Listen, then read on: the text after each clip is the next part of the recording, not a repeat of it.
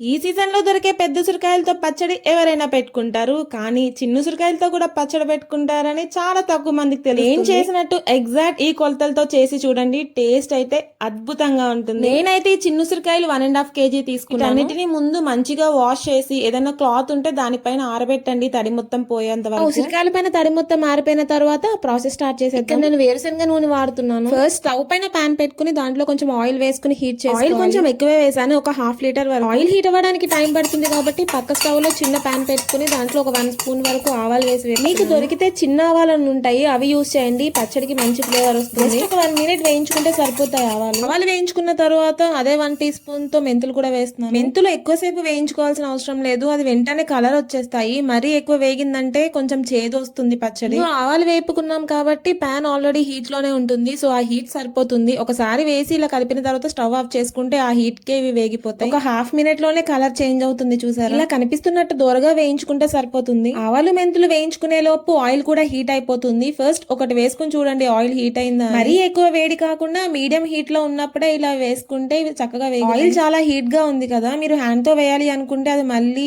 చేయి పైన పడి కాలుతుంది. సో ఇలా ఏదైనా గరిటె తీసుకుని ఒకటేసారి అందులో వేసేయండి. జనరల్ గా పెద్ద ఉసిరికాయలు అయితే వేగడానికి చాలా టైం పడతాయి. మధ్యలో ఘాట్లు కూడా పెడతారు కదా, వీటికి అలా పెట్టాల్సిన అవసరం ఏమీ లేదు. చిన్నగానే ఉంటాయి కాబట్టి త్వరగా వేగిపోతే ఒక 1/2 మినిట్ ఆయిల్ లో ఉంచితే సరిపోతుంది. మరీ ఎక్కువసేపు వేపారు అంటే అది మొత్తం పేస్ట్ అయిపోతుంది కలిపేట. ఆయిల్ లో వేసిన వెంటనే ఇలా కలుపుకుంటూ జస్ట్ ఒక 1/2 మినిట్ ఉన్న తర్వాత తీసేయండి. ఉసిరికాయలు ఇలా కనిపిస్తున్న కలర్ రావాలి, ఇలా కలర్ వచ్చిన వెంటనే తీసేయండి.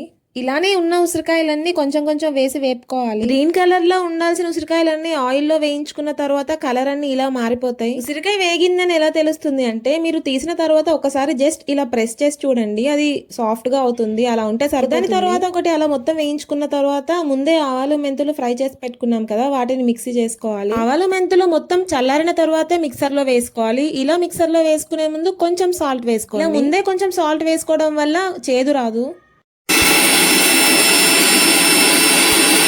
ఇలా అన్ని ప్రిపేర్ చేసి పెట్టుకున్న తర్వాత వేయించుకున్న ఉసిరికాయలు ఉన్నాయి కదా, వాటిలో నేను ముందు కారం వేస్తున్నాను. 1.5 కిలో ఉసిరికాయలకి ఇక్కడ 1/2 కేజీ అంటే 250 గ్రామ్స్ ఆఫ్ కారం వాడుతున్నాను. కారం వేసిన తర్వాత 3 ఫుల్ స్పూన్స్ ఉప్పు కూడా వేస్తున్నాను. మీరు సాల్ట్ తర్వాత అడ్జస్ట్ చేసుకోవచ్చు, ప్రాబ్లం ఏం లేదు తక్కువైనా. తర్వాత గ్రైండ్ చేసి పెట్టుకున్న ఆవాలు మెంతులు పౌడర్ కూడా 2 స్పూన్స్ వేసాను. మీ ఇంట్లో కొంచెం ఘాటుగానే తింటారు అంటే ఈ పౌడర్ కొంచెం ఎక్కువ వేసుకోవచ్చు. తర్వాత ఒక పెద్ద సైజ్ 2 వెల్లుల్లిపాయలు తీసుకొని ఇలా ఒలుచుకొని మిక్సీలో వేస్తున్నాను. మీ దగ్గర రోల్ ఉంటే కచ్చపెచ్చగా దంచుకోండి. ఆవు పిండి తక్కువ వేసాను కదా, అందుకే వెల్లుల్లి కొంచెం ఎక్కువ వేస్తున్నాను. అల్లం వెల్లుల్లి పేస్ట్ చేసినట్టు మరీ మెత్తగా చేసుకోకండి, ఇలా కోర్స్ గా గ్రైండ్ చేసుకుంటే సరిపోతుంది. వెల్లుల్లి పేస్ట్ కూడా మొత్తం అందులో వేసేస్తున్నాను. నీట్ గా హ్యాండ్ వాష్ చేసుకుని ఇలా తడి మొత్తం ఆరిపోయిన తర్వాత హ్యాండ్ పెట్టి నీట్ గా కలుపుకోండి, అన్ని దానికి పట్టేలాగా. హ్యాండ్ యూజ్ చేయము అంటే మీరు స్పూన్ తో కూడా కలుపుకోవచ్చు, కానీ స్పూన్ తో కలిపితే ముక్కకు అన్ని పట్టవు కదా ఉప్పు కారాలు, అందుకే నేను హ్యాండ్ పెట్టి కలుపుతున్నాను. ప్రతి ఒక్క ఉసిరికాయకి వేసిన ఇంగ్రీడియంట్స్ అన్ని కరెక్ట్ గా పట్టాలి, అప్పుడే టేస్ట్ బాగుంటుంది.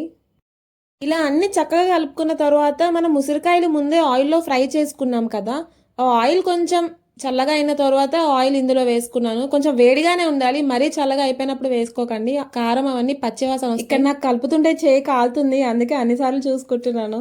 ఆయిల్ కూడా వేసుకుని ఇలా అన్ని కలుపుకున్న తర్వాత ఈ పాయింట్ లో మీరు ఒకసారి టేస్ట్ చూసుకోండి. మీకు సాల్ట్ సరిపోలేదా అంటే వేసుకోండి, కారం సరిపోకపోయినా ఇక్కడ అడ్జస్ట్ చేసుకోవచ్చు. పెద్ద ఉసిరికాయలు నిల్వ పచ్చళ్ళలాగా ఇది 2-3 డేస్ ఊరాల్సిన అవసరం లేదు, జస్ట్ ఒక హాఫ్ పూట ఊరితే సరిపోతుంది.